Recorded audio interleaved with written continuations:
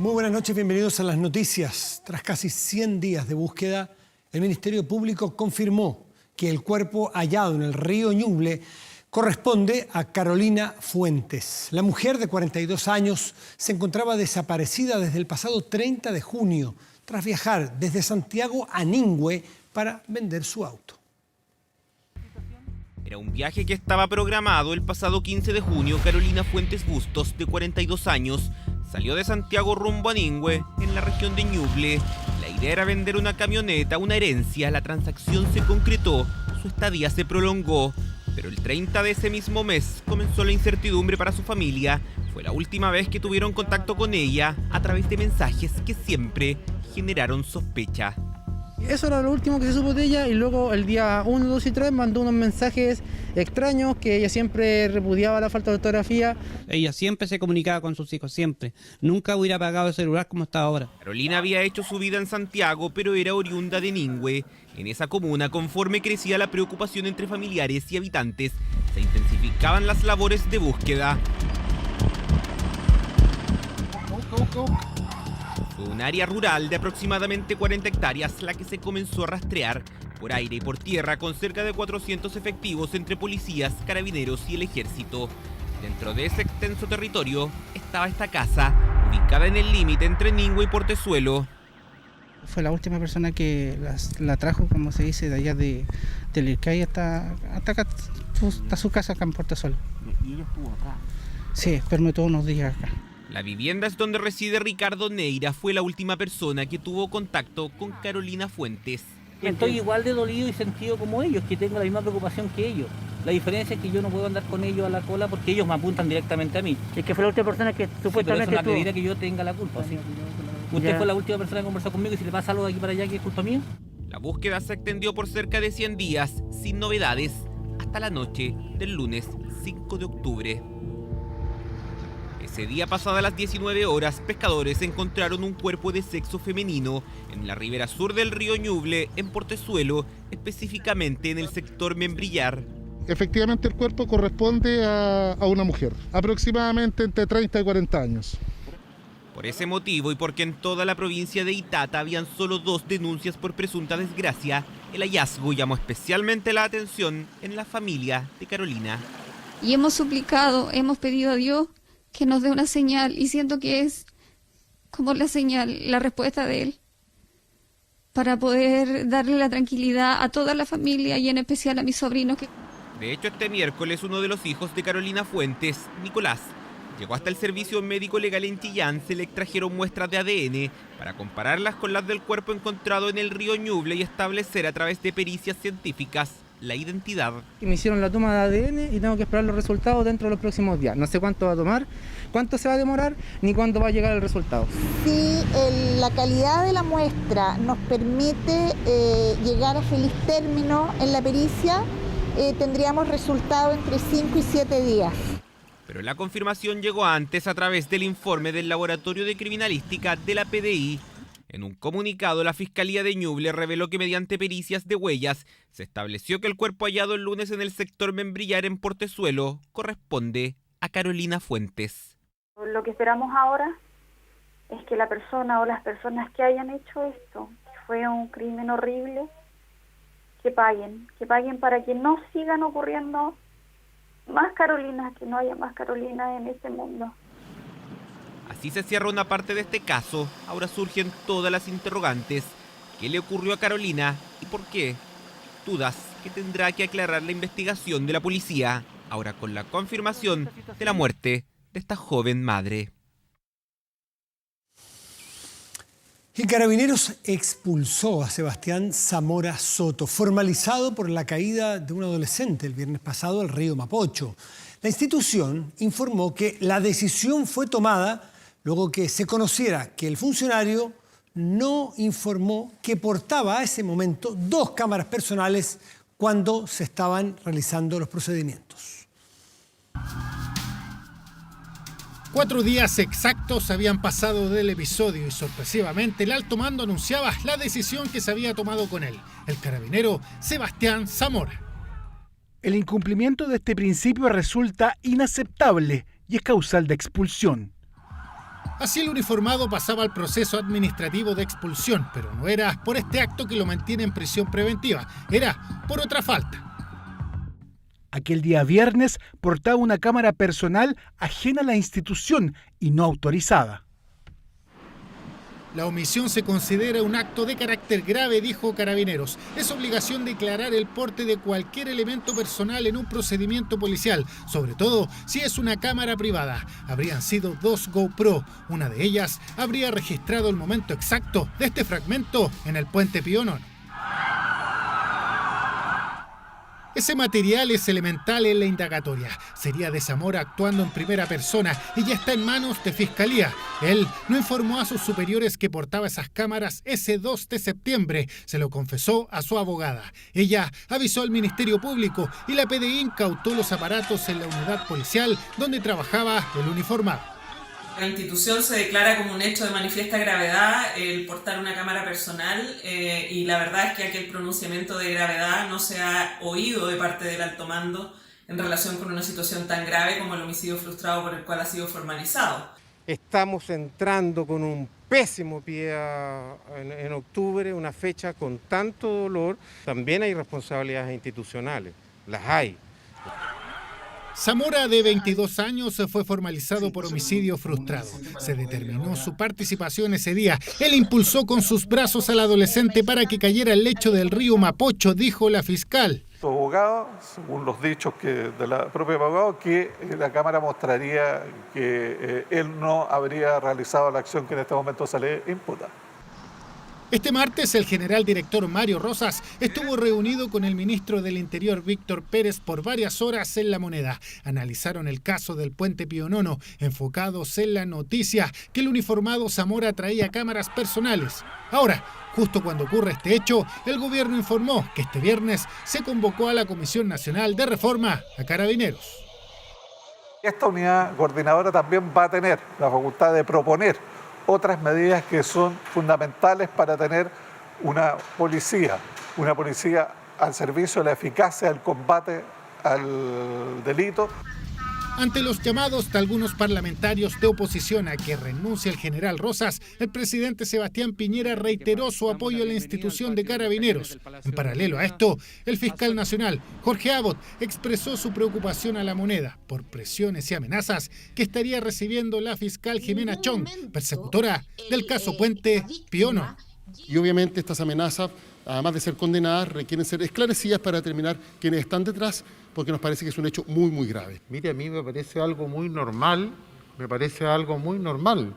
porque cuando uno provoca políticamente se expone a este tipo permanente de amenaza. Trascendió que uno de los episodios que molestó a la Fiscalía es la presencia de un teniente coronel en las inmediaciones de la casa de Jimena Chong, que fue fiscalizado por funcionarios de la PDI que cumplen con la medida de protección por amenazas. Desde la institución uniformada es el mismo alto oficial el que entregó su versión. Buenas, Policía Investigaciones, oríguese, por favor. Voy a subirla a la vereda. Caballero, por allá, bájese de la moto. Voy a subirla a la vereda. Bájese de la moto. Voy a subirla a la vereda. En relación a los hechos en los cuales me vi involucrado hoy, sin querer. Yo vivo en Ñuñoa y trabajo en Independencia y utilizo todos los días la misma vía. Mi motocicleta particular tenía un desperfecto y traté de desviarme para regresar hacia un taller mecánico. Iba en mi desplazamiento y fui fiscalizado al llegar ahí a calle Bilbao. La Asociación Nacional de Fiscales también rechazó los amedrentamientos que denuncia la jefa de alta complejidad Centro Norte. A raíz de eso, comenzó una investigación de oficio. El video completo de esa fiscalización usted lo puede ver en nuestro portal 24.cl. Y una exfuncionaria del MinSal declaró ante el Ministerio Público, haber recibido correos electrónicos que la obligaban, por instrucción del exministro o entonces ministro de Salud, Jaime Mañalich, a manipular las bases de datos de contagios. La defensa de Mañalich anunció una querella en contra suyo y acusó intenciones políticas en los dichos. Nosotros nunca ocultamos ningún número ni al presidente ni a la opinión pública. Fue la categórica respuesta que el exministro de Salud dio ante la comisión que revisa la acusación constitucional en su contra, pero 5 días después el medio CIPER revela la declaración que una exfuncionaria del MinSal entregó a la Fiscalía en el marco de la investigación por la querella que pesa también contra Mañalich. El informe lo teníamos listo y lo estábamos terminando antes de su publicación en la tarde, y ahí fue que nos pidieron que modificáramos el informe y la base de datos a lo que el ministro había dicho. Andrea Albagli, ex jefa de enfermedades no transmisibles del MinSal, declaró ante el Ministerio Público el 30 de septiembre pasado, 15 días después de haber renunciado a su cargo. Según lo que relata La Tercera en su extenso testimonio, asegura haber recibido correos electrónicos para que hiciera coincidir los números del informe epidemiológico que estaba a su cargo con las cifras que declaraba el ministro Mañalich en los reportes diarios. El 24 de abril ese día pasó que la información que estaba en Epivigila sobrepasó lo informado por Mañalich. Así que cuando ya había recibido la base de datos, mi jefatura directa, Rodrigo Fuentes, me indica que por pedido del ministro hay que borrar los últimos registros para hacerlo calzar. Si bien la denunciante asegura no haber hecho caso, sí confiesa que la habrían obligado a retrasar la hora de corte definido para informar los contagios. A nosotros nos parece gravísimo, gravísimo. Y esperamos como parte acusadora que los parlamentarios el día martes consideren estos antecedentes pese a no haber tenido la posibilidad de tenerlos en la comisión dando sus testimonios. Los tiempos legales no lo permiten. El testimonio de esta exfuncionaria no podrá incorporarse en el libelo acusatorio, pero de todas maneras tensiona el debate a horas de que se inicie la votación del informe que acusa constitucionalmente al exministro de Estado. El voto mío va a ser en conciencia, me declaro en estado de reflexión. La gente nos está pidiendo transparencia. Es un antecedente independientemente que sea convidado o no a la comisión, porque reglamentariamente no se puede. Yo voy a cumplir el reglamento fielmente. En la sala, el día de la acusación, tiene que ser un antecedente evidentemente que tiene que estar sobre la mesa. La postura del gobierno ha sido clara, respaldar la gestión del exministro. Yo tengo una certeza. Yo he visto al ministro Mañalich y también al ministro París hacer todos los esfuerzos, entregar lo mejor de sí mismos para proteger la salud y la vida de los chilenos. Reiterar absolutamente la confianza que el gobierno tiene en la gestión que realizó el ministro Mañalich. Esa acción del ministro Mañalich, digamos, creo que, y de todo el gobierno y todos los funcionarios de salud, es lo que nos lleva a nosotros que ese trabajo salvó vidas. Desde el oficialismo y también desde la defensa de Mañalich apuntan la validez del testimonio. Aseguran que habría un interés político de la exfuncionaria actual militante de Revolución Democrática, la misma que en 2017 integró la Comisión de Salud de RD. A nosotros nos parece que es muy grave presentar evidencia falsa, es muy grave presentar testimonios falsos. En Chile eso es un delito, y cuando alguien incurre en ese delito, la persona tiene, el que es víctima de ese delito tiene el derecho a ejercer las acciones penales en su momento, y las vamos a estudiar debidamente. Si aquí la única forma de despejar las dudas es entregando la información al Ministerio Público, que es aquello a lo cual se ha opuesto el exministro, su equipo de abogados, hoy día el ministro de Salud y el gobierno en su conjunto. 24 horas intentó contactarse con Andrea Albagli, pero no obtuvimos respuesta. Será este jueves cuando la comisión encargada de revisar la acusación deberá votar el informe. En prisión preventiva quedaron 2 de los 3 carabineros que fueron formalizados por el delito de torturas en la comisaría de Peñalolén. Entre las víctimas se encuentran un adulto y 4 menores de edad, detenidos en el marco del estallido social. La Fiscalía acreditó la existencia de golpes y aplicación de gas pimienta.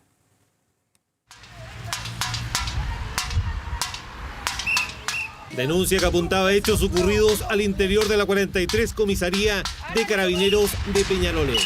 Recinto policial donde ingresaron en calidad de detenidos un adulto y 4 menores de edad. La Fiscalía determinó que entre la tarde del pasado 20 de octubre y la madrugada del día siguiente, todos fueron víctimas de tortura. Delito que habría sido cometido por los funcionarios Juan Pablo Leiva Puga, Sebastián González Faúndez y Carlos Fuensalida Gajardo. Todo esto en el contexto del estallido social.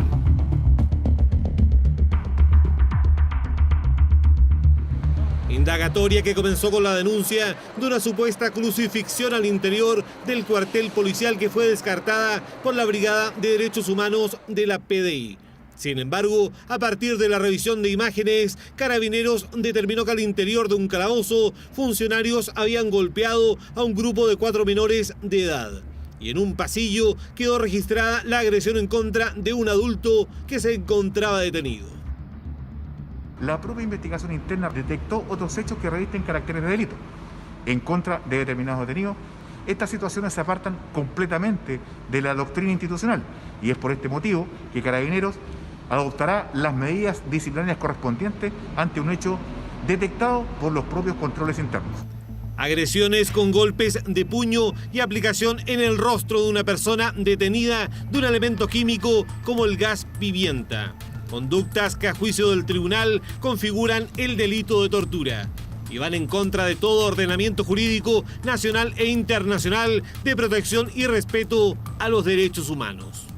Fueron castigados, como entendió el tribunal, por parte de estos funcionarios con golpes de distinto tipo al interior de los calabozos y también utilizando elementos químicos utilizados normalmente como disuasivos por Carabineros para provocar en víctimas privadas de su libertad, expulsados, ¿no es cierto?, un sufrimiento, un dolor grave. El tribunal decretó prisión preventiva para los imputados Juan Pablo Leiva y Sebastián González. Carlos Fuenzalida Gajardo, en tanto, quedó bajo arresto domiciliario total, arraigo nacional y prohibición de acercarse a las víctimas. Acá lo esencial es que se investigue y que se haga justicia. En el caso particular estamos hablando de menores de edad, gravísimo, doblemente gravísimo. El instituto ha presentado más de 400 querellas por el delito de tortura o apremios ilegítimos.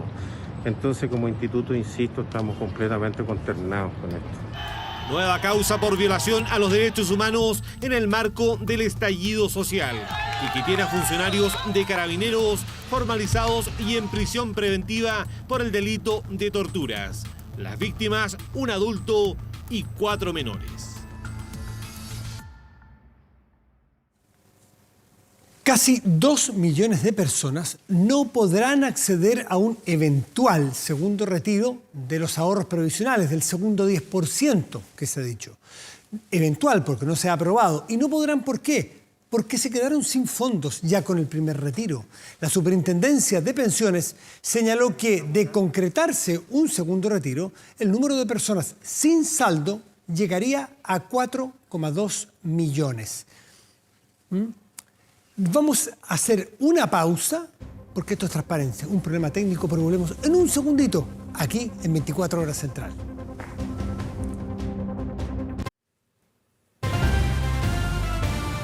Estamos de vuelta con las noticias. Le decía antes de irnos al corte que 2 millones de personas que ya retiraron su 10% están con saldo cero. Si se aprueba el segundo 10% según la Superintendencia que fiscaliza el sector, habría 4,2 chilenos o chilenas que se quedarían con saldo cero. Miren la nota. Sí, lo haría.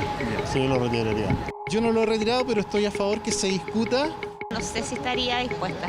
Tengo que pensarlo. Retirar por segunda vez el 10% de los fondos previsionales. Un tema que genera varias opiniones. Y esa plata de verdad que a mí no me sirve adentro, me sirve afuera. Yo estaría de acuerdo siempre y cuando se utilice como emergencia más que simplemente por un capricho y que sea por real necesidad. Se habló del primer retiro de que iba a ser caótico para la economía, cosa que no pasó. Al contrario, se reactivó. Sacar otra vez parte del dinero ahorrado. A Sandra ya no la convence tanto. Porque igual uno que ya está más vieja y va a jubilar, yo me faltan 10 años, tengo que sacar las cuentas, calcular. Un debate en la calle y también en el Congreso. La Superintendencia de Pensiones informó que el primer retiro dejó sin fondos a casi 2 millones de personas. Si se aprueba el segundo, se sumarían 2,3 millones. En total, más de 4 millones de personas quedarían con su cuenta en cero. Yo estimo que más del 50% de las personas que se pensionen, habiendo retirado el segundo 10%, su pensión va a ser fiscal. El Estado va a tener que hacerse cargo. Pero además habría un impacto en los montos de la jubilación. En el caso de una mujer de 55 años con un sueldo promedio, si realiza un segundo retiro, reduciría en más de un 17% su futura pensión. En el caso de un hombre de 45 años, más de un 12%. El primer retiro afectará en mayor proporción a las pensiones y los saldos de mujeres y jóvenes. Y un segundo retiro va a deteriorar aún más la situación previsional de las mujeres y los jóvenes. Un proyecto que avanza en su discusión en el Congreso. Hoy hubo novedades porque más parlamentarios oficialistas estarían disponibles a aprobarlo. Con la diputada que hoy día se comprometió conmigo a votar a favor del segundo retiro, van 15 diputados de la derecha, diputados gobiernistas, que ya han comprometido su voto con esta diputada. El gobierno reiteró su postura. Es absolutamente incompatible estar de acuerdo con un retiro del 10% de los fondos previsionales si es que la gran meta que tenemos es mejorar las pensiones de los chilenos. El Ejecutivo pone sus fuerzas en destrabar la reforma a las pensiones y lo dejó claro en la reunión con los parlamentarios de Chile Vamos. La idea es alcanzar consensos al interior del bloque y con la oposición en una propuesta. Que sea realista, que permita satisfacer las demandas y que de alguna manera no vulnere el derecho de la propiedad de esos fondos de los trabajadores. El Senado no puede darse vuelta más con esta reforma a las pensiones. O la aprueba o la rechaza. Y si el gobierno lo quiere mejorar, bueno, que presente las indicaciones ahora ya. La pelota está en cancha del gobierno y de ustedes mismos, y que tienen que decidir si prefieren una ley que dé mejores pensiones de más alto valor o si van a seguir en una defensa ideológica de las AFP. Aún no se conoce el detalle de la propuesta que trabaja el gobierno, pero el destino y administración de la cotización extra, un seguro de longevidad, además de un nuevo incremento en las actuales pensiones, serían las claves en la discusión que viene. Hablamos de las AFP, ahora vamos a hablar de ISAPRES, porque Banmédica elimina preexistencias, los nuevos planes, justo cuando el gremio ha presentado utilidades que aumentaron en un 90% en este 2020. Ha sido muy anómalo este año para todos, para ese sector también. La Superintendencia de ISAPRES y de Salud trabaja en cambios administrativos con el gremio, justamente en la línea de mejorar el acceso a los planes de salud, mientras que en el Congreso se sigue discutiendo la reforma a las ISAPRES. Terminar con las trabas que ponen las ISAPRES por tener enfermedades anteriores es el anhelo de miles de chilenos. Y como tengo un problema de la tiroides, me dicen que no me cubren para poder estar con una ISAPRE. Realmente es como injusto. Si tú tenías alguna enfermedad, no te reciben y no puedes ser parte de esa ISAPRE. Una iniciativa que ha sido parte del debate político y legislativo. Y vamos a eliminar las carencias y las preexistencias. Eliminaremos las preexistencias. Proyecto que descansa en el Congreso. Por eso causó sorpresa el anuncio de la ISAPRE Banmédica, que ponía fin a la preexistencia. Un sector que este 2020, en pandemia, generó 18.000 millones de pesos en utilidades, un aumento del 92% con relación al año anterior.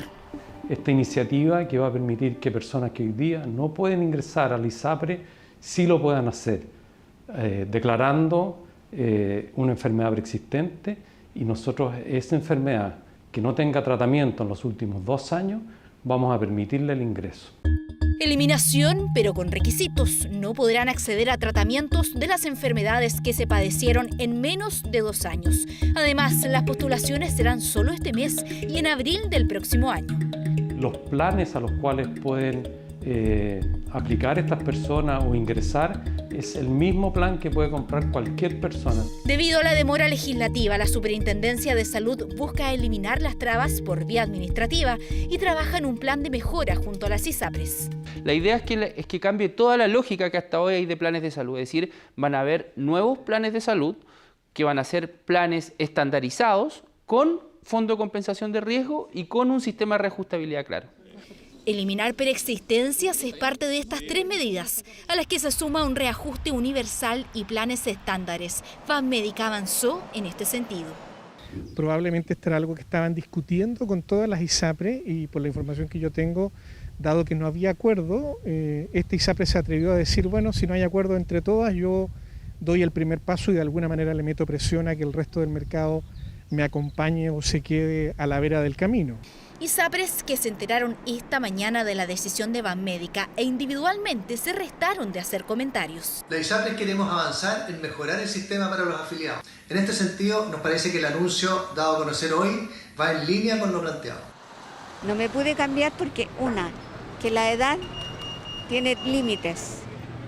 Entonces, menos pues se puede cambiar cuando uno tiene estas enfermedades preexistentes, un cáncer. Para los expertos, la eliminación es solo una de las aristas de la reforma a las ISAPRES que está en el Congreso. Igual yo creo que se requiere una ley, porque no estamos hablando de todas las cautividades por preexistencia. Por ejemplo, esta no resuelve por edad. Decisión de una de las ISAPRES que apura cambios en la reforma de salud. Jorge Sharp versus el Frente Amplio. Una sociedad que hace años celebró, y de qué forma, cuando triunfó el entonces candidato al alcalde en Valparaíso. Una relación quebrada también desde hace meses y por diversos acontecimientos. El último, las denuncias de mal uso de fondos municipales que llevaron a sus ex socios no solo a pedir que se aclare la polémica, también pusieron en duda un eventual apoyo a su reelección. ¡Se acabó el duopolio!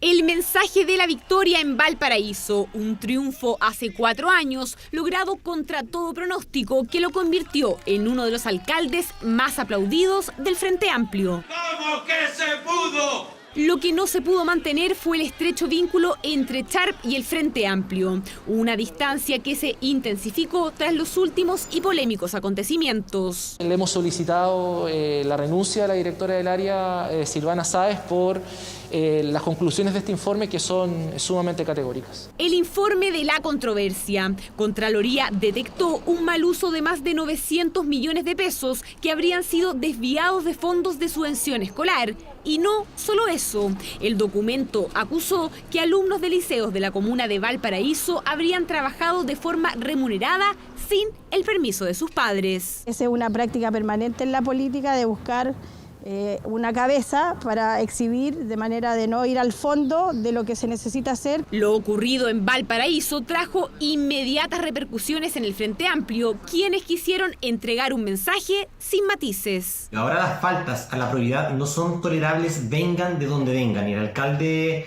Sharp tendrá que hacerse cargo de responder con rapidez. Si hay algún sector político, sea el Frente Amplio o no, que tiene interés en conocer qué es lo que en definitiva vamos a hacer para hacer frente a estas observaciones que realiza la Contraloría, la puerta de la Municipalidad de Valparaíso está completamente abierta. Así, los que exigen explicaciones son los mismos que celebraron con abrazos su llegada al municipio.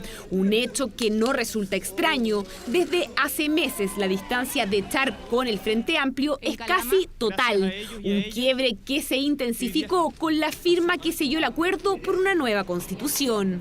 Desde la perspectiva nuestra no es solo una diferencia semántica, o es una diferencia de fondo.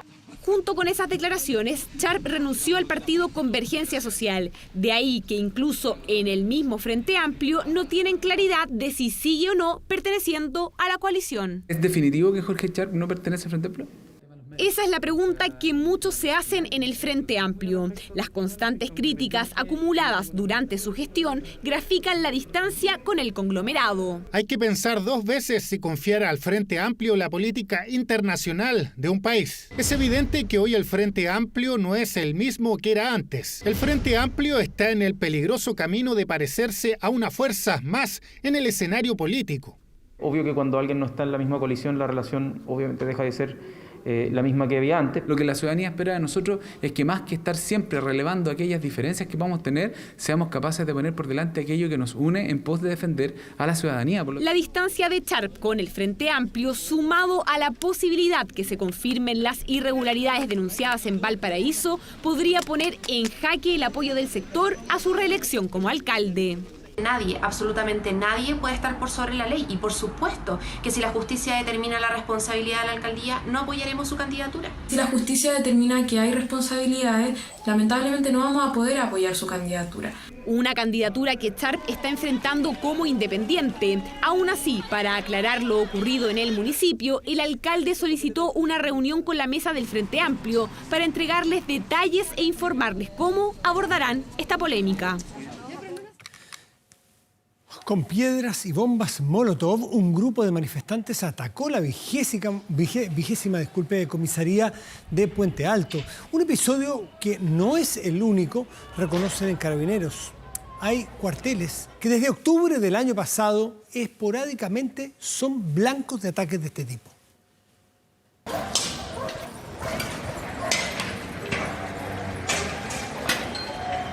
Una comisaría nuevamente el punto crítico de manifestaciones. Ahora en Puente Alto llegaron más de 150 personas. La convocatoria se realizó por redes sociales, en cercanías de la Estación Protectora de la Infancia por Avenida Concha y Toro. Así recorrieron hasta Plaza de Puente Alto. Claro que varios se desviaron hasta la vigésima comisaría. En cuanto a las protestas estoy de acuerdo, pero que no hagan destrozo, porque ya igual ha sido bastante, entonces hemos sufrido harto. Para mí no debería ser. Malo lo que hacen. Camino a la comisaría.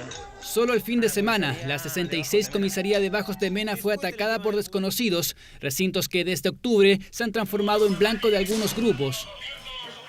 Por ejemplo, la subcomisaría de Peñalolén registra en los últimos 11 meses más de 150 ataques, la más dañada del país. Números más, números menos, el daño es el mismo. En Puente Alto los incidentes se extendieron por al menos 3 horas, que dejaron a un funcionario herido por el impacto de una piedra en su mano. Se dirigen hacia la 20 comisaría de Puente Alto, sin medida de provocación, comienzan a atacar el cuartel con objetos contundentes, señalética, piedras, como asimismo también lanzamiento de artefactos incendiarios. También se realizaron daños a la caja de compensación Los Héroes y la Petrobras que se encuentra en el sector. Puente Alto se encuentra hoy en fase 2 de transición, luego de estar por más de 5 meses en confinamiento. Incluso algunos locales del centro están reactivando sus servicios. Dicen que lo ocurrido es un golpe a la esperanza de levantarse, y es que muchos estuvieron al borde de la quiebra. Esperábamos salir un poco de los déficits que habíamos tenido y con esto nos preocupamos, pues, porque no sabemos qué va a suceder. Igual mal, porque igual nosotros no se puede trabajar así. Eso es lo malo. Nosotros tenemos que cerrar, vamos temprano, no se puede abrir. La preocupación de la comuna es que por redes sociales hay nuevas manifestaciones para estos días. Por más allá que haya demandas que puedan ser muy legítimas, no podemos seguir avalando, ¿ya?, con el silencio ni tampoco con otras conductas, situaciones de violencia y destrucción como esta, que lo único que hace es pegarle a los vecinos de Puente Alto en el suelo, después de 5 meses de cuarentena, que hoy día lo que necesitan es volver a poder salir tranquilos a las calles.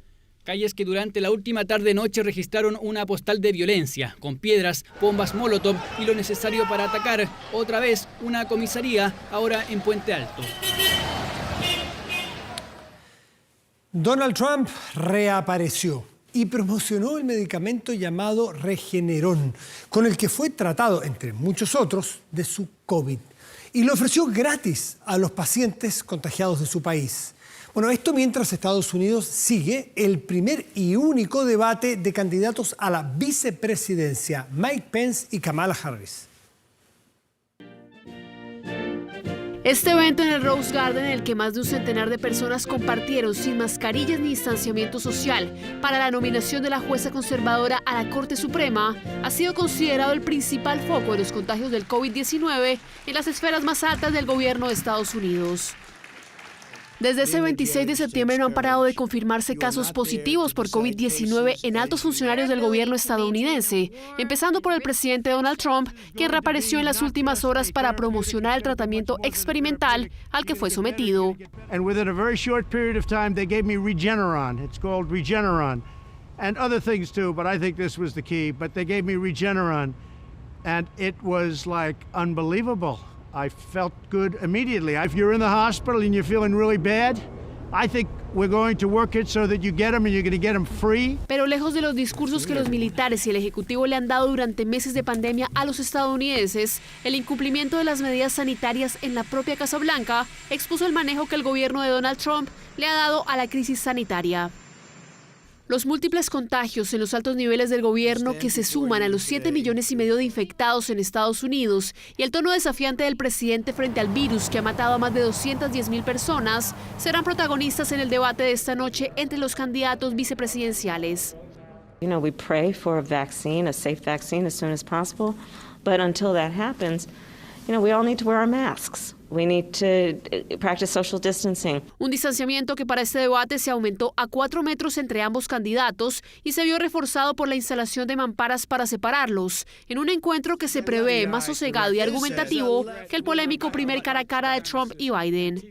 Es muy probable que ella venga con un comportamiento diferente al de Biden, que sea la antítesis de lo que Biden fue en su debate, con un Pence que es probablemente más, diría yo, rezagado en términos de responder y en términos, evidentemente, de mantener la talla en cuanto a la intensidad. Esta será además la primera vez que una mujer negra participe en un debate de este calibre, por lo que ha sido calificado de histórico. Kamala Harris. The first woman of color ever nominated for vice president by a major party. Sin embargo, el presidente volvió este miércoles al Salón Oval de la Casa Blanca 6 días después de haberse contagiado, aunque sus médicos aseguran que no ha mostrado síntomas y él se declara listo para volver a la carrera por conservar su despacho.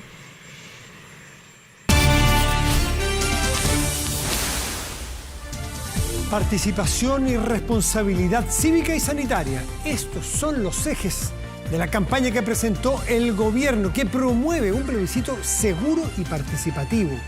¿Qué ocurrirá con las personas que viven en comunas en cuarentena el día del plebiscito? Mire.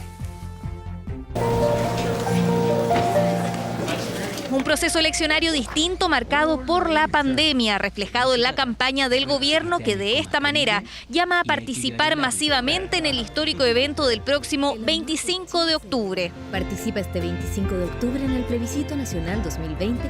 Campaña que estará al aire entre el 14 y 23 de este mes. Apruebo o rechazo, convención constitucional o mixta, las opciones que determinarán si los chilenos desean o no una nueva constitución. Si usted le va a contar a los chilenos y a las chilenas si va a votar apruebo o rechazo ese 25 de octubre. Yo, como presidente, he expresado los dos compromisos que ha asumido nuestro gobierno y que estamos cumpliendo con mucha rigurosidad y compromiso. Pero el compromiso de nuestro gobierno no se agota el día del plebiscito.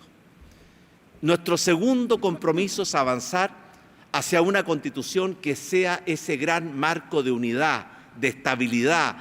Un proceso inédito del que ya se conocen las medidas sanitarias que se implementarán para resguardar a electores y a todos quienes participarán. La interrogante que aún no tiene respuesta es cómo votarán los habitantes de las comunas que ese día estén en cuarentena. La primera idea es que ese día no tenga que solicitar un permiso específico en comisaría virtual, pero mayores detalles de eso los vamos a dar a conocer luego de la reunión de la Mesa COVID. Mesa COVID que sesionará este jueves, instancia donde se toman las decisiones claves sobre cómo manejar la pandemia. Y para evitar posibles contagios han surgido novedosas iniciativas. Estación Central, por ejemplo, realizará test de saliva a funcionarios municipales y vocales de mesa que trabajarán el 25 de octubre. Es un test que tiene mucha coincidencia con lo que puede ser un PCR. De hecho, mide lo mismo que el PCR, que es la carga genética del virus. No mide anticuerpos, no es el test rápido de sangre. Un test que no está considerado por el Servicio Electoral para todos los locales de votación. En Estación Central serán 1.800 vocales y unos 200 funcionarios, quienes una semana antes del plebiscito podrán acceder a la prueba gratuita. ¿Podrán imitar otras comunas esta iniciativa? Se puede replicar. Tiene una sensibilidad tal vez menor en algunos estudios que el examen por hisopado nasofaringio. Es una técnica que parece ser útil. ¿Por qué? Porque genera menos probabilidad de que el equipo de salud se contagie, porque es un examen autorrealizable. Medidas de seguridad extra que están analizando diversas comunas. Las obligatorias, uso de mascarilla, portar en lo posible su propio lápiz pasta azul y horario preferente para que sufraguen personas mayores de 60 años, entre otras. Una jornada de 12 horas de votación donde más de 14 millones de chilenos están llamados a participar. Y hay que llevar el lápiz. ¿Verdad? La Fiscalía de Tarapacá solicitó audiencia de formalización en contra del diputado Hugo Gutiérrez. Esto a raíz de la polémica fiscalización a la que se negó el parlamentario comunista. El Ministerio Público decidió abrir investigación por el delito de amenaza en contra de funcionarios de la Armada, luego que Gutiérrez, que viajaba junto a miembros de su familia, evitara un control vehicular sanitario. El momento fue grabado y difundido por redes sociales. La audiencia de formalización se desarrollará el próximo 14 de diciembre.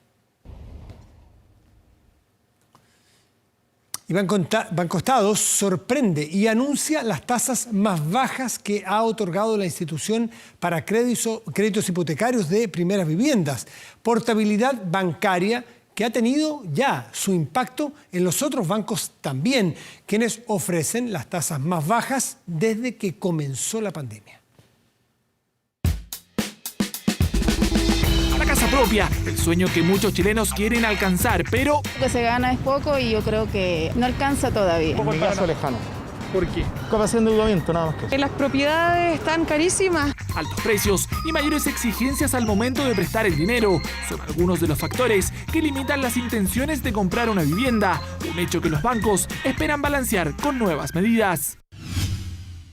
La institución estatal anunció una rebaja histórica en las tasas de interés de créditos hipotecarios para compras de primera vivienda. Una de ellas será de 1,99% para quienes soliciten un 80% de financiamiento a 20 años y que tendrá 6 meses de gracia, mientras que habrá otra tasa de interés del 2,39% para aquellos que soliciten un 90% de financiamiento a 25 años y también con 6 meses de gracia. Ambas estarán vigentes hasta diciembre. Una condición que no se había dado antes en el mercado y hay un gran incentivo para aquellos que tienen la suerte de mantener su trabajo hoy día, que no son todos, pero los que han podido, de comprar su primera vivienda.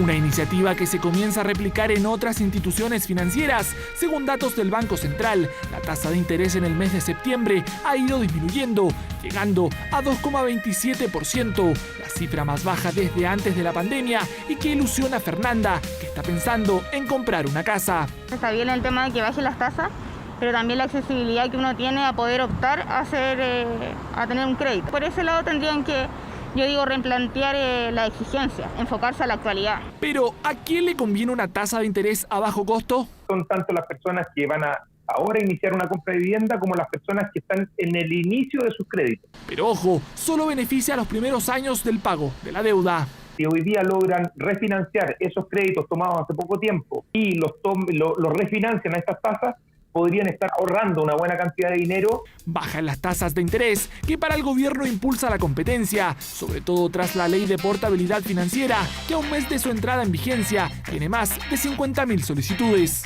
Es muy importante que un sector tan importante como el sector financiero, que entregan posibilidades de financiamiento, estén sometidos a las reglas más estrictas de competencia.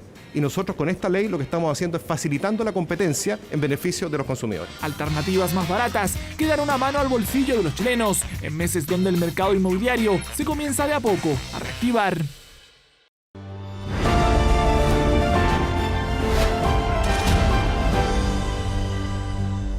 Y el calentamiento global que está afectando al continente antártico, no solo a todo el planeta, sino que en particular ese continente. Este año las altas temperaturas alertaron a los expertos 4 olas de calor que han marcado el 2020 a esta zona austral del planeta. Como cada miércoles, el profesor Marcelo Lagos nos acompaña y nos ayuda a entender estos fenómenos. Marcelo, gracias por estar aquí. Buenos días, muy buenas noches. Sí, claramente, un reciente estudio realizado por la Universidad de Santiago de Chile y analizando datos en estaciones meteorológicas en la península antártica, particularmente en la isla Rey Jorge, confirman este particular proceso, que las temperaturas de forma notoria se han diferenciado a las máximas de los registros anteriores.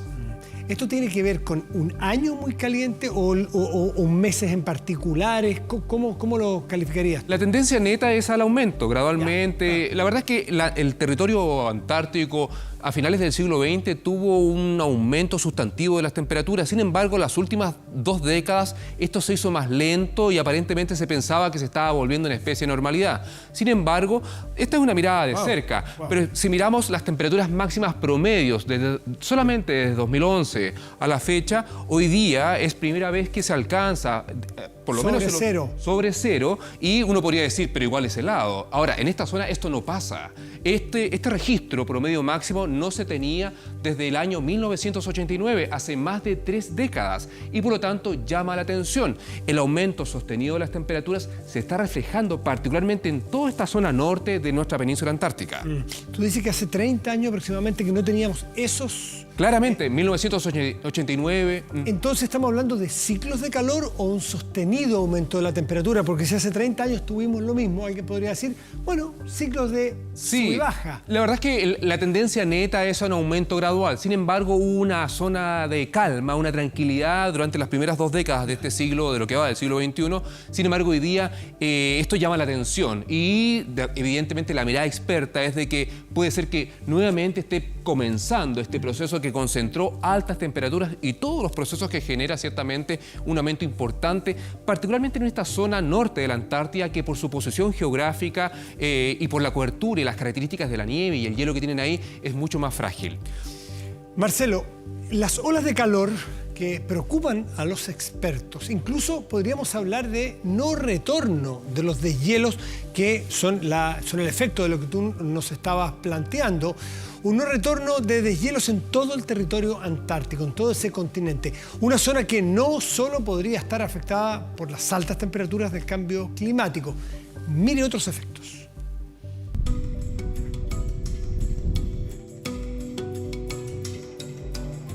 Históricamente conocido como el continente blanco, un apodo que con el cambio climático a futuro podría haberse amenazado, temperatura que aumentó este 2020, alertando al mundo científico.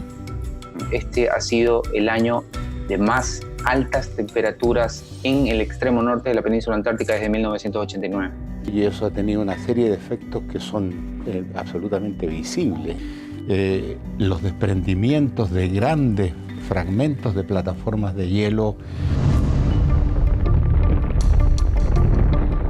En lo que va de este año, 4 olas de calor han afectado a la Antártica, marcando entre 2,2 y 7,2 grados de máxima. Y si revisamos los pics del 2020, la preocupación aumenta. La misma temperatura que sintió el fin de semana en la capital fue la máxima registrada en el continente. En cualquier punto de la Antártica, tener una temperatura sobre cero es muy malo, porque eso significa derretimiento. No es que nunca haya habido olas de calor, el problema es que en la península antártica, en la Antártica, igual que en todo el planeta, las olas de calor se están sucediendo con cada vez más frecuencia e intensidad. Las cifras son preocupantes, sobre todo cuando estamos hablando del segundo mayor contribuyente del alza en el nivel del mar. La Antártica es responsable del 11% de este fenómeno y las consecuencias están lejos de ser localizadas. Entonces el alza en la subida del nivel del mar debería superar fácilmente un metro a mediados de este siglo. A fines de este siglo la subida podría llegar hasta los 10 metros. 10 metros es suficiente para inundar grandes áreas en zonas costeras de todo el mundo. Por supuesto, eso incluye parte de las zonas costeras de Chile. Una situación similar a la que vive Groenlandia. Se llegó al punto en el cual los efectos del cambio climático no parecen tener posibilidades de mejorar. Estamos hablando de un punto de no retorno, es decir, de pérdida cada vez mayor de masa de la Antártica producto del calentamiento. Temperaturas que este año impidieron que se congelaran las aguas de la bahía Fildes de la isla Rey Jorge. No solo se está acelerando por el calentamiento climático. Pero el escenario de la Antártica tiene otro acelerante y no proviene de la atmósfera. En la zona occidental del continente se estudian volcanes que podrían estar afectando la temperatura del lugar. Entonces en la Antártica se están produciendo la suma de ambos fenómenos.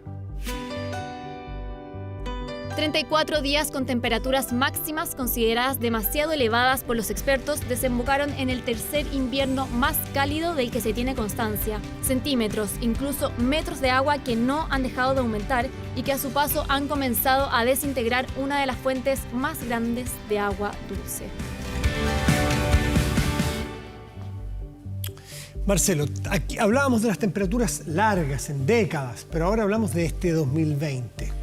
Claramente lo que mencionaban los expertos en la nota es de que el común es malo tener temperaturas sobre 0 grados Celsius en esta zona, ciertamente antártica. Y claramente la gráfica acá nos muestra las máximas temperaturas registradas. Por ejemplo, en abril, 4.3 grados Celsius, estamos en pleno otoño. Eso la verdad que es inédito y no se repetía hace 3 décadas cuando comentábamos ciertamente que a finales del siglo XX esta tendencia, esto estaba ocurriendo. Sin embargo, hoy día es preocupante darse cuenta de que estos escenarios vienen para quedarse con todo lo que ello genera. También hablamos de precipitaciones, agua, lluvia, no solo nieve o hielo, agua. ¿Qué efecto hay y qué se ha producido allí? Cuéntanos. Hay que considerar que el aumento sostenido de las temperaturas conlleva también más precipitaciones en toda esta zona. Ahora, particularmente, comparando ciertamente el periodo 1970-2020, en comparación con lo que está pasando este año, que aún no termina, claramente estamos casi 100 milímetros por sobre la tendencia, la normalidad. Y 10% más, así abuelo pájaro. ¿Y esto qué implica? Implica de que a mayor precipitación, estamos hablando de agua y nieve, pero principalmente lluvia, ciertamente esto influye en la fusión de los hielos, de la capa de nieve, en la escorrentía superficial que ya es debilitada por las altas temperaturas.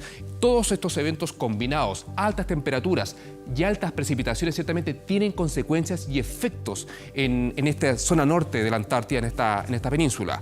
Particularmente, se abre un escenario para que lleguen especies exóticas, se abren escenarios, esto combinado evidentemente con la cantidad de estaciones científicas que hay en esta zona. Esta es una zona que concentra particularmente numerosas bases de investigación, tanto chilenas como de otros países. Esas instalaciones, esa intervención humana combinada con estos aumentos sostenidos de la temperatura, tienen consecuencias. Temperaturas, precipitaciones, deshielos, Marcelo. Otro efecto evidente que tiene que ocurrir. Te entiendo que tenemos cifras allí para ver sobre deshielos. Del momento que aumenta la temperatura y aumentan las precipitaciones, particularmente líquidas, comienza a fusionarse la capa de nieve, comienza a fusionarse el hielo y eso implica que aparece la superficie, aparece la tierra, digámoslo así, claro, simple. Y eso implica ciertamente que se empiezan a dar las condiciones, combinada con la intervención humana, para que lleguen especies exóticas. No es raro encontrar hoy día en esta zona mosquitos que se están adaptando a estas nuevas condiciones. No es raro que en los zapatos de un científico o en la chaqueta o en el bolso vayan esporas, polen, semillas, que de alguna forma esta idea que teníamos de estos ambientes prístinos, menos perturbados, la Antártida ciertamente es como el ícono que tenemos todo, hoy día eso se está desdibujando y este distanciamiento geográfico que antes la protegía, hoy día se está acortando producto de estos procesos derivados del cambio climático, pero también derivados de la acción humana. Y no necesariamente eso también solamente en el continente. Esto también aparentemente está teniendo impacto en la base alimenticia de los principales depredadores marinos. Todo indica que está disminuyendo el krill, por ejemplo, producto del aumento de estos inviernos tan cálidos y eso evidentemente afecta a toda la fauna que habita en esta zona. Bueno, las fotos que uno ve sencillamente en los diarios, en las revistas y en las imágenes cuando ve tierra en la Antártida, uno dice, esto no puede ser la Antártida. Bueno, ese es el fenómeno que estamos viviendo y a lo mejor lamentablemente tendremos que acostumbrarnos. Marcelo Lagos, muchísimas gracias como siempre. Buenas noches. Estés muy bien, muy buenas noches. Y les recordamos que a partir de las 22 horas, Televisión Nacional de Chile está autorizada a transmitir programas para mayores de 18 años. ¿Y cuánto tiempo se puede mantener una persona en una micro sin riesgo a contagiarse de la COVID? Bueno, recorrimos los trayectos donde menos se puede mantener distancia física, es decir, donde vamos más apretados. En algunos casos es casi durante la totalidad del trayecto. El resultado puede incidir entonces en la propagación del virus y por ende en los índices sanitarios.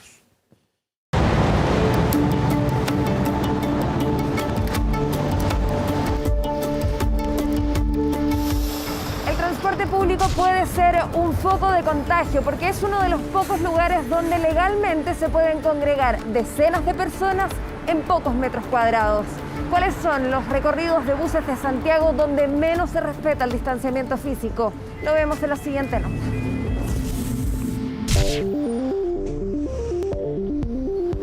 Un estudio de la Universidad Católica de Valparaíso reveló que en algunos casos la situación es dramática. Pudahuel, Cerro Navia y Quilicura son las comunas más afectadas. Donde uno va ve que hay choclón de gente, po. Es decir, toda la gente tiene que moverse, po. Porque uno no sabe realmente si están con el virus o no, po. Todos pensamos en eso, en que te puedes contagiar, pero es eso, o te morís de hambre o te morís por el virus. ¿A dónde vas ahora? A trabajar. Nos vemos, estén bien. Nos reunimos con Franco Basso, doctor en transportes y quien lideró la investigación para ver in situ lo que ocurre cada mañana. ¿Con qué nos vamos a encontrar hoy día?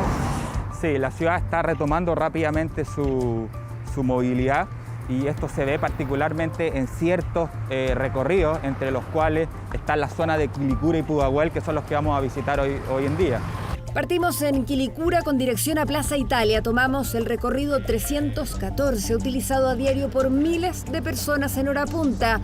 Un trayecto donde el 83,5% del tiempo las personas están a menor distancia que la recomendada, es decir, a menos de 1 metro. En general, un bus estándar tiene aproximadamente 25 metros cuadrados. Y por lo tanto, arriba de él, para poder mantener el distanciamiento social, no deberían ir más de 25 personas. ¿Qué vemos acá? Y en esta situación, claramente el distanciamiento social no se está cumpliendo. Perfecto. Y esto además es un trayecto que es largo. Sí, el trayecto de la 314 puede durar cerca de 50 minutos. No me despidieron, pero sin sueldo. Y ahora hay que volver. Sí. ¿Necesita volver a trabajar? ¿Y qué se siente saber que va a ser así en estas condiciones, manteniendo poca distancia? No nos queda de otra que viajar, no va. Es un riesgo, pero va a haber que asumirlo, ¿no? Porque si no, uno no va a trabajar, o no llega a la hora que corresponde, ya queda sin trabajo, ¿no? Según el estudio, los recorridos más riesgosos son 10. Se realizaron bases de datos públicas como las marcaciones de GPS que indicaron dónde estaban los 6.200 buses de la locomoción colectiva a cada momento y las validaciones VIP para saber cuántas personas iban en cada bus. Medición realizada el 22 de agosto cuando la ciudad no estaba tan desconfinada como ahora, por lo que hoy el escenario podría ser más crítico. Pero hacen falta varias otras que uno sabe que tienen altos grados de hacinamiento, particularmente el sector sur, desde zonas de Puente Alto y La Pintana, que son comunas muy populosas. Aquí no se pueden tomar medidas porque usted puede ver que están todos sentados unos con otros. ¿Va a su trabajo? ¿En qué trabaja? En el Ministerio de Salud. En el Ministerio de Salud, más encima, o sea, está súper consciente de todos los riesgos. ¿Y cómo es? ¿Qué se siente viajar en estas condiciones? Bueno, yo confío en Dios, ¿no?, que me protege. La mascarilla ayuda, pero los aerosoles que se expelen por la boca al hablar o toser son más ligeros y en espacios cerrados pueden mantenerse suspendidos en el aire por horas. Se extienden por todos los rincones y así se propaga el virus. A eso se exponen los usuarios de una micro. Pucha, da un poco de susto por el tema del coronavirus, pero no sé, no hay otra manera. Tanto con protección facial, digamos, el aerosol siempre va a estar saliendo con microbios, en este caso con virus. La persona que esté infectada, al estar emitiendo, aunque tenga esta mascarilla, al estar emitiendo estos aerosoles de las exhalaciones respiratorias, necesariamente va a tener la posibilidad de contagiar al que está más cerca en función del tiempo que permanezcan juntos en un recorrido, por ejemplo.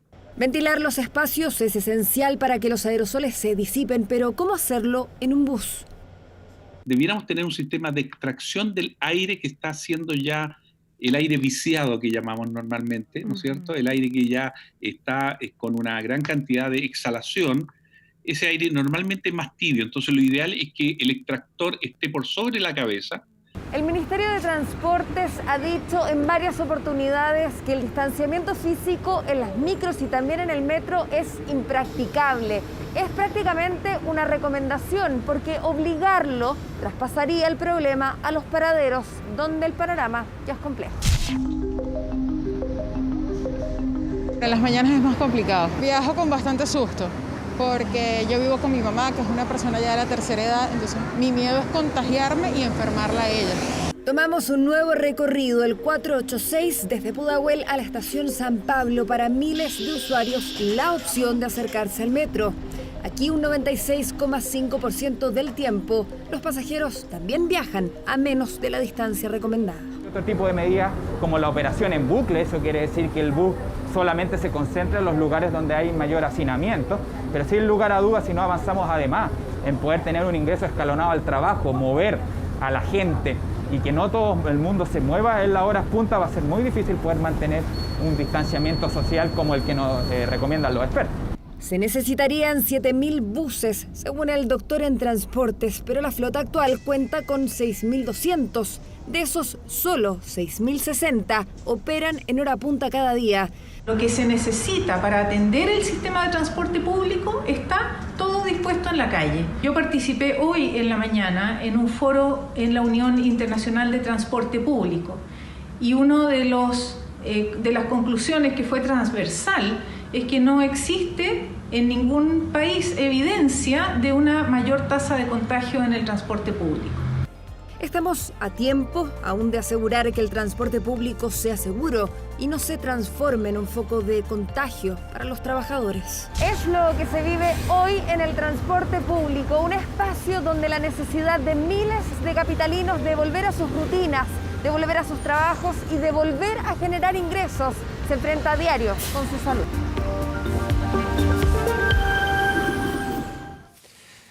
Inédito fallo del Tribunal de Concepción reconoce vínculo laboral entre Pedidos Ya y un repartidor, lo que abrió el debate sobre los derechos laborales de los trabajadores de delivery, quienes no son considerados parte de estas empresas, sino que socios les llaman, sin pago de cotizaciones ni seguros. Y esta tendencia no ocurre solamente en Chile, en varios otros países del mundo ya está ocurriendo. Por la demandada se tuvo por acreditada la relación laboral entre el repartidor y la aplicación propiamente tal. Contundente e histórico fallo, el Tribunal del Trabajo de Concepción dictó sentencia reconociendo el vínculo laboral entre el repartidor Álvaro Arredondo y la empresa Pedidos Ya. En este juicio ocurre que se pone a la vista las necesidades básicas de cada trabajador. Da a conocer las precariedades laborales que ocurre a los repartidores. Este repartidor sufrió la suspensión permanente por parte de la aplicación, lo que sería un resquicio para desvincularlo, esgrimiendo que quienes reparten son colaboradores y no partes de la empresa, pero el tribunal acreditó lo contrario. La aplicación ejercía una subordinación y ejercía un control sobre estos repartidores. La misma aplicación los califica, les asigna turnos que ellos no pueden modificar y tampoco pueden rechazar los pedidos. La sentencia estableció la relación laboral, abriendo el debate. Ellos no cuentan con seguro social ni pago de contribuciones, menos un seguro de accidentes. Es un fallo histórico y categórico en defensa de los derechos laborales de un sector que hoy en día en Chile no tiene ningún derecho laboral. O sea, estamos en la misma situación que los obreros a inicio del siglo XX. Estas aplicaciones disfrazan la figura del contrato laboral poniéndole un nombre de un contrato de índole distinta, porque con ellos se ahorran una cantidad importante de dinero al no tener que pagar en las leyes sociales. Cumplen horarios, tienen metas por entrega, lucen los distintivos de la empresa y aún así se sienten totalmente desprotegidos. Nosotros estamos obligados a tomar los turnos en los que ellos deciden, los horarios que ellos deciden, en los lugares que ellos deciden y con una tarifa que ellos deciden también. Poca protección social, el seguro, no pagan cotizaciones. Estas plataformas deben ser reguladas y debemos garantizar al menos acceso a seguridad social a las personas que prestan servicio en ellas. Un debate complejo con aplicaciones que mantienen conectados a los repartidores y que además cuentan con el servicio al cliente telefónico. Pero eso no es todo, también están en total indefensión si se trata de accidentes laborales. Un joven venezolano murió en Vitacura mientras hacía un reparto. Uno no entiende, el amigo era buen conductor, ese es el riesgo que uno corre en todos lados. Ninguna aplicación te genera ningún seguro, uno está obligado, sobre todo con la empresa de Pedidos Ya, ellos te exigen un horario. La esposa y la hija de este repartidor no tienen seguro alguno al que echar mano, mientras la empresa aludida en el fallo anunció que apelará y aseguran que apuestan por el diálogo con las autoridades. Un dictamen que dejó establecido que los repartidores son parte de las aplicaciones de delivery y por lo tanto, y como cualquier otro trabajador, deben respetarse sus derechos.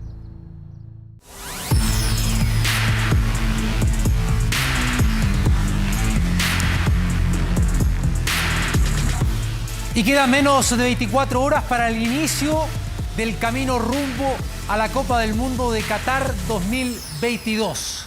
Con la selección chilena, ahí lo ven en las imágenes, iniciando este proceso en busca de la clasificación para ese mundial. Los 4 primeros clasifican, el quinto va a un repechaje. Los detalles de este viaje de La Roja lo ves y escuchas a continuación. Fanáticos, seguridad, cánticos. Prensa, lienzos, eso afuera del hotel de concentración de La Roja, porque adentro, 1 a 1, los cracks de la selección recibían sus respectivos kits sanitarios. Vamos a tener prácticamente que un viaje larguísimo por todo el tema de protocolo, que también es atípico. Tenemos a un Alexis y a un Vial que están en buen momento, así que yo creo que ellos pueden dar la cara. Precisamente Alexis fue el primero en salir del hotel saludando a los fanáticos. 1 a 1 fueron subiendo al bus los más jóvenes, los más experimentados con pulgar arriba y también los más solicitados. Arturo iba directo a dar un autógrafo tal y como lo hiciera Alexis Sánchez hace un par de días, pero algo lo frenó. Desde la delegación le dijeron que no podía firmar. El hincha se quedó con las ganas, al igual que este fanático que quería un saludo desde el bus, pero rompiendo el protocolo de seguridad. 25 minutos después pasaba esto. El bus de La Roja llegaba al aeropuerto. Reinaldo Rueda era el primero en bajar. Lo siguieron 2 históricos, el Chapa Fuenzalida y Edu Vargas. El penúltimo en bajar fue el Rey, que ahora sí no pudo negarse a una fotografía con un fanático, y no una, sino 2 y 3 veces. El último en aparecer fue la otra estrella del Inter, Alexis Sánchez, igual de requerido, pero con una finta más efectiva. Es atípico una fase clasificatoria, viajar un día antes, es atípico todo lo que hay que cumplir de protocolo, tanto aquí en la salida en Chile como el ingreso a Uruguay. Pasadas las 17 horas, La Roja aterrizó en Montevideo, toda la delegación sometida a exámenes PCR. Y a esta hora Reinaldo Rueda y compañía descansan, esperando su debut en el inicio del camino rumbo a Qatar.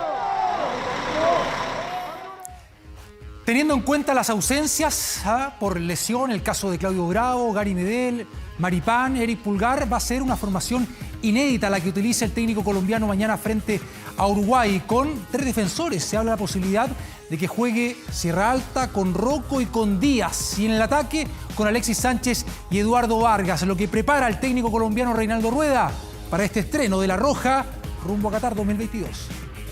Está viviendo el planeta por la pandemia, factores externos como las lesiones. Yo quería preguntarle cómo... Reinaldo Rueda mira, se le nota incómodo, intenta como puede arreglar su mascarilla, un percance propio en época de pandemia.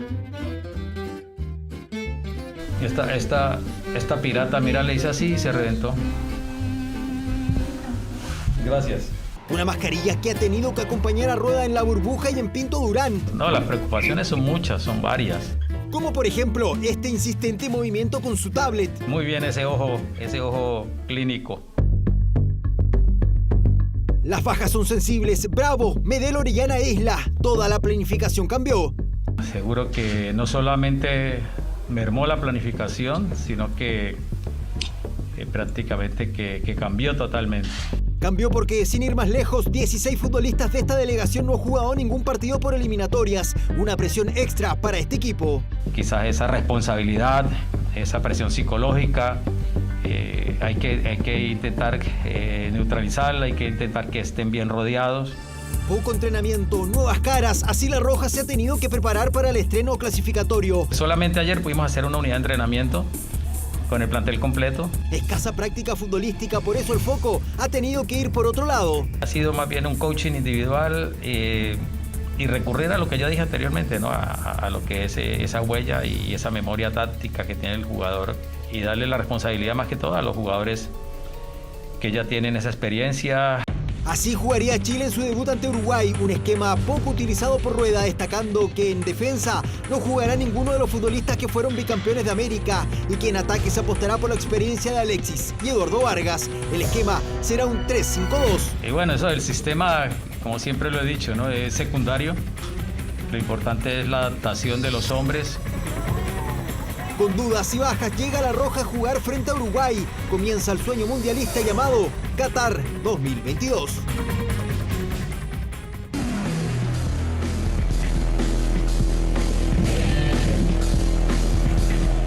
Un estadio centenario de la capital uruguaya, Montevideo, que es muy difícil para la selección chilena.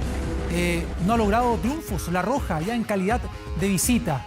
La última vez que logró un punto fue el empate 2-2. ¿Te acuerdas los 2 goles del matador Marcelo Salas en aquella selección dirigida por Marcelo Bielsa de cara a el Mundial de Sudáfrica 2010? Reducto difícil contra una selección muy buena que también está viviendo un proceso de transición con bajas importantes, sin Cavani, sin Muslera en la portería.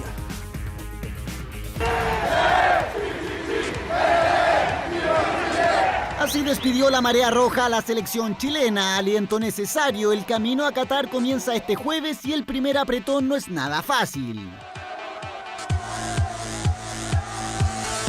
El Rey Arturo comandará al equipo en Uruguay ante los charrúas, precisamente en el centenario donde la historia no es nada favorable. Con mucho frío aquí en el Estadio Centenario de Montevideo.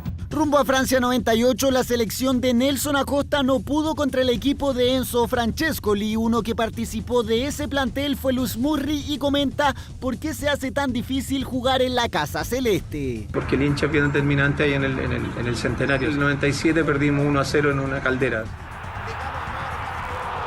Gol y 3 puntos para los charrúas, golpe que no mermó a dicho plantel que de igual forma llegó a la cita planetaria luego de 16 años. 3 años más tarde y pensando en el Mundial de Corea y Japón se rozó la hazaña, otra visita al mítico centenario donde Zamorano y su tanto ilusionaron al país.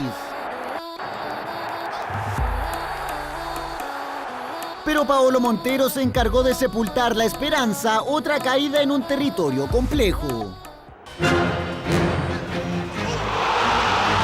El recuerdo de los 2 goles de Marcelo, de la arenga del gran profe Bonini. O sea, igual hay hartas cosas o condimentos para ese punto histórico que podemos rescatar. Rumbo a Sudáfrica 2010 con Bielsa a cargo de La Roja se logró el último punto de Chile en Montevideo, una jornada gloriosa para Marcelo Salas. No es fácil jugar en el centenario, no es cosa de ir a ganar como de repente nos tocó en esa misma clasificatoria ganar en Perú, en Colombia. No es fácil. Y los uruguayos lo hacen sentir. El equipo del Loco fue el último que logró sacar puntos en territorio charrúa. Este jueves Vidal, Sánchez, Rueda y compañía van a una cancha compleja, pero que con este aliento toman inspiración para iniciar el camino a Qatar con el pie derecho.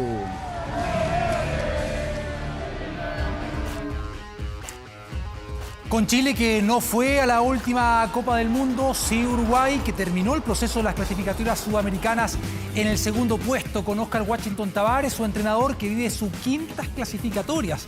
No, impresionante. Quien dirigió, recordemos, a la selección uruguaya en el Mundial de Italia 90 y por primera vez en esa Copa del Mundo. También presenta bajas, le decía anteriormente, Muslera, Cavani. En fin, vamos a escuchar declaraciones en la previa de este duelo mañana 19:45 horas. Escuchamos. Muchos ya sabemos lo que significa, lo difícil que es iniciar un torneo y bueno, contra una selección que es fuerte, obviamente que es de las mejores de Sudamérica estos últimos años. No vamos a esconder nosotros que tenemos bajas de jugadores que son importantísimos para el grupo. Vamos ahora con el boxeo, con el show business, a propósito de lo que está viviendo Manny Pacquiao, que cambió su rutina de entrenamiento para pelear frente al campeón, al ex campeón de la UFC, Conor McGregor. 6 días a la semana, doble turno, 1500 abdominales y 14 kilómetros de trote diarios para una pelea que todavía no tiene fecha. Mira. Manny Pacquiao.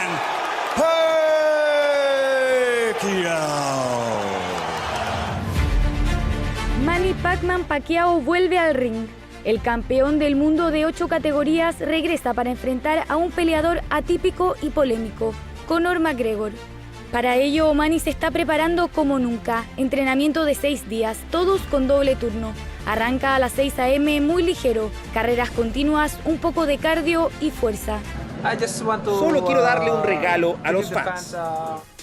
Claro que tiene días más exigentes con sparring, 14 kilómetros de running por los cerros y después toca hacer 1500 abdominales. La multitud que lo acompaña en su entrenamiento es impactante. No tengo una estrategia ni tampoco voy a predecir qué haré en la pelea. Solo haré lo mejor posible tal cual lo hice en mi último combate. Y aunque el duelo es uno esperado por los aficionados, también ha generado gran polémica. ¿Qué tan creíble es el rumor de Pacquiao? ¿Puedes hablar de ello? ¿Es algo que puede ocurrir? No tengo idea. Escucha, siempre me estás preguntando sobre Conor McGregor. ¿Viste el Twitter de Conor McGregor? El tweet sobre su retiro. Estoy retirado. Torta de cumpleaños. Estoy retirado. Una pelea fijada para enero de 2021, con el foco puesto sobre la figura del boxeador filipino y los millones de dólares. Pacman hará lo suyo en un combate que se disputará bajo el calor de Dubái.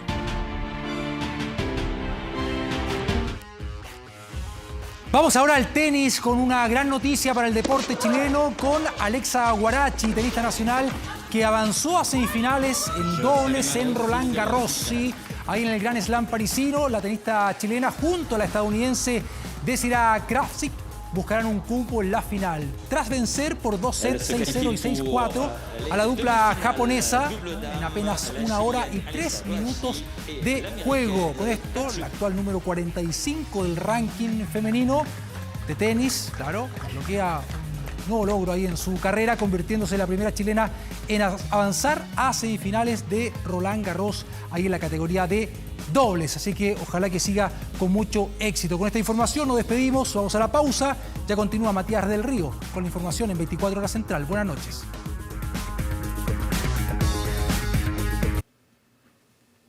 Y una compleja situación enfrenta la zona sur del país por un alza de casos de coronavirus. Desde Biobío hasta Magallanes se concentra casi el 50% de los nuevos contagios, lo que genera alta demanda de camas críticas y traslados de pacientes a otras regiones. Filas interminables en las calles de Puerto Montt. La región de los lagos presentó un aumento exponencial de casos de COVID en los últimos días, con más de 1.200 casos activos. La cuarentena se nota porque hay filas y porque la mayoría del comercio está cerrado. Yo creo que ya le perdió el miedo al virus porque uno ve que no hacen conciencia, pues no mantienen distancia social. La gente sigue saliendo a las calles, no hay ninguna restricción acá, de nada. Hoy se notificaron 90 casos nuevos en la región de los lagos, pese a que Puerto Montt está en cuarentena desde el 29 de julio. Ante esta situación, hubo un cambio de estrategia. Estamos desarrollando una nueva estrategia de fiscalización asociada principalmente a la distribución y cobertura en mayor territorio de lo que son las patrullas sanitarias. Compleja situación hospitalaria también en Osorno, donde se instalaron 40 camas clínicas en un hospital de campaña. Durante la semana pasada hubo una ocupación cercana al 100% de camas de UCI, no de ocupación de ventiladores mecánicos, porque nosotros tenemos ventiladores mecánicos disponibles. Desde Biobío a Magallanes, este miércoles se registraron 486 nuevos casos de COVID-19, lo que representa casi el 50% de los 1.131 casos positivos informados a nivel nacional en las últimas 24 horas. Punta Arenas entró en su 7ª semana de cuarentena, escenario que se busca enfrentar con nuevas medidas sanitarias. Una de estas permite a guardias de seguridad solicitar permisos temporales a los clientes en el comercio. Tenemos una falencia enorme, que es la de no contar con la base de datos para saber si la persona necesita mantener una cuarentena. Y a las 9 de la mañana tiene que estar abierto, o sea, no espero de repente a la Fuerza Aérea, pero ellos llegan después de 2 o 3 minutos, o sea, Y ahí nosotros pedimos el salvoconducto. Es una manera de que la gente tome conciencia igual de que no es cosa de llegar y salir así con un permiso de trabajo y andar dando vueltas. Una situación preocupante en la zona sur del país por el alza de contagios, que mantiene al límite a la red hospitalaria y que ha obligado a trasladar pacientes a hospitales con disponibilidad de camas UCI, principalmente en la región metropolitana.